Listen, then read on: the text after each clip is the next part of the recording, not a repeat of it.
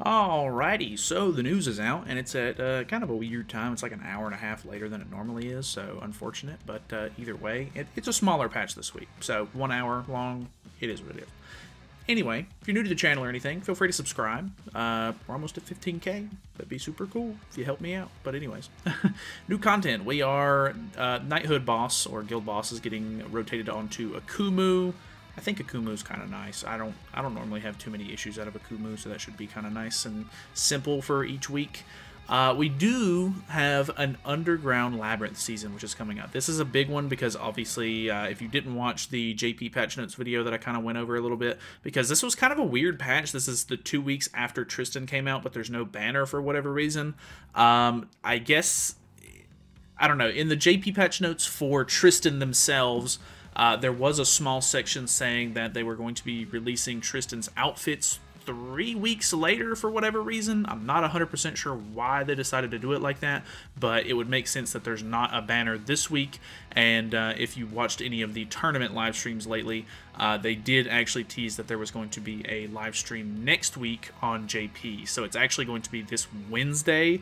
I will be going live that morning whenever they do the live stream, so that way we can kind of see what it is together. It's supposed to be something around the Ragnarok stuff, and from my understanding, it should be, I don't know, pretty cool. I feel like they wouldn't do a live stream if it wasn't actually for anything like substantial, so we'll see what that is whenever that comes out. But people have been waiting for the Underground Labyrinth because this will be the first one that they are implementing since they've added LR rarity, which means that you can actually get legendary seals in this one.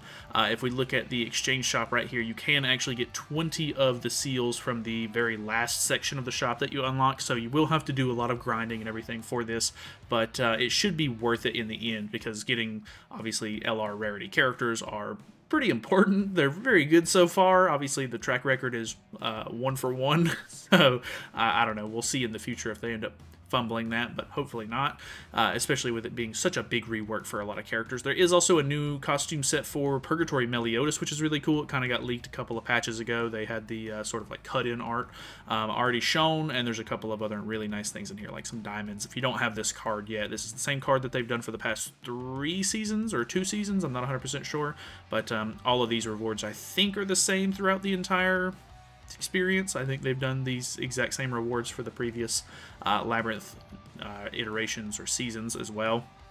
So you can get a total of 20 LR coins or legendary seals, which is really nice if you're behind a little bit. Maybe you weren't able to place as high in some of the seasonal stuff for the Heroes Arena while it was around, but this should hopefully push you guys over the edge, especially with all of the ones that we got in the mail for this being the first one. We'll hope that you guys can get your LR Melee if you haven't already. But there are boxes that you can get, obviously, out of the exchange shop here. You can get a total of 30 of them, and they actually have some halfway decent materials, but man, there's just so many of them. I don't think I even farmed all of these out last time because I was just so sick. Like, I got every other thing in the exchange shop except for all of these boxes, just because it was so grindy. It was really unfortunate.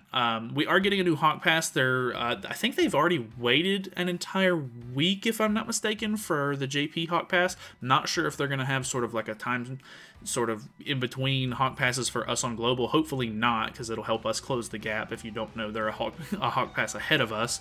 But we are going to finally be getting the Racer set for Mael, which is it's okay, I guess. I don't know. He's already gotten a summer seasonal set. He got a free Labyrinth set last time there was a Labyrinth going on, and now he's getting this Hawk Pass outfit. So I guess if you don't already have him at Max Cosmetics, this will be a good way to get some free ones just through the Hawk Pass points.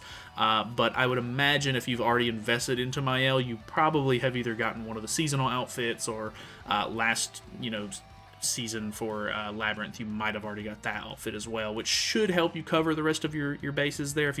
If you didn't buy all of the gym cosmetics, I guess, from the cosmetic shop itself, maybe you could use some of these. But yeah, just different kinds of stuff on rotation here. Pretty normal stuff for a Hawk Pass, of course. None of these rewards ever really change or anything.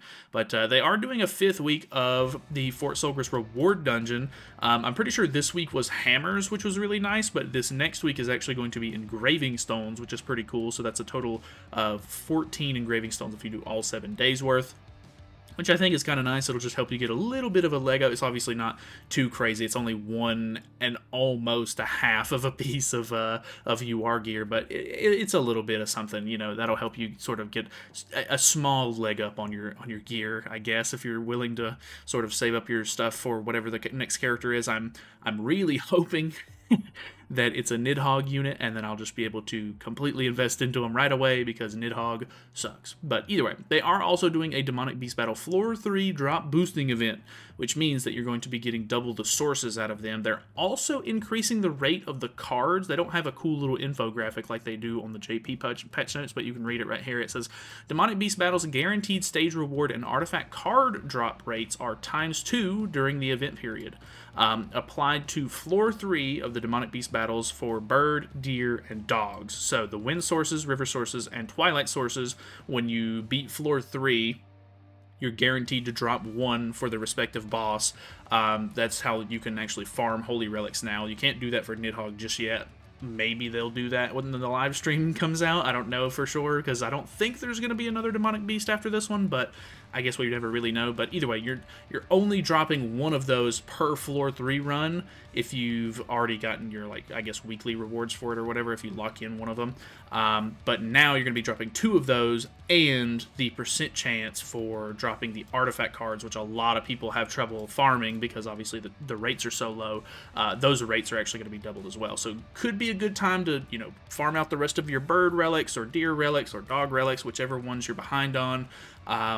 Just a good time in general because of all of the boosted rates and everything. So that's really cool. 1 extra battle event, which is fine, 2 gems, and then apparently they fixed an issue with receiving bundles containing trading grotto keys while having more than 11 keys. So they did implement during this festival a cap on 10 grotto keys at a time, so if you missed that maybe and you haven't used those, you might want to use some of your grotto keys, or else you're going to get kind of or you're just going to lose out on some. But either way, that's pretty much it for the patch notes. Obviously something kind of small this week. I'm really interested in seeing how the Labyrinth goes. From my understanding, some people have said it's super easy, which might not be the worst thing in the world, because you kind of just want to farm this one out, get these LR seals, maybe that Melee cosmetic set, and, you know, just have fun with it. But either way, I will see you guys later on. I might end up streaming the Labyrinth. I'm not 100% sure on whether I'll do that or not, but either way, if I do, I'll see you guys there. If not, it'll be a video that'll go up later on the channel. So thank you guys so much for watching. Hopefully you guys enjoyed the video. Feel free to subscribe if you haven't already, and I'll see you in the next one.